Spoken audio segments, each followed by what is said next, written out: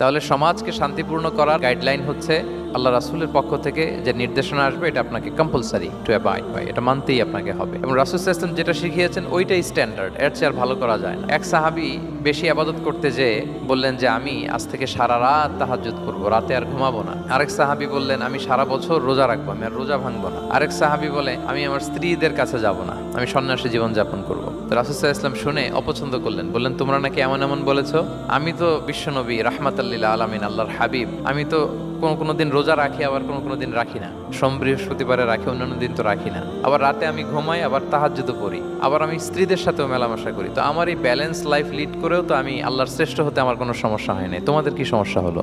সুবহানাল্লাহ। দেখেন, ইসলাম খুব ব্যালেন্সড অ্যাপ্রোচে বিশ্বাস করে, ভারসাম্যপূর্ণ জীবন বিধান। তার মানে রাসূল সাল্লাল্লাহু আলাইহি ওয়াসাল্লাম যেটা শিখিয়েছেন ওইটাই স্ট্যান্ডার্ড। আপনি কি রাসূল সাল্লাল্লাহু আলাইহি ওয়াসাল্লামের চেয়ে বেশি মুত্তাকি হতে পারবেন? বুঝে থাকলে আওয়াজ করে বলুন, আল্লাহ রাসূলের চেয়ে বেশি বুজুর্গ হওয়া সম্ভব? মুত্তাকি হওয়া সম্ভব? আল্লাহওয়ালা হওয়া সম্ভব?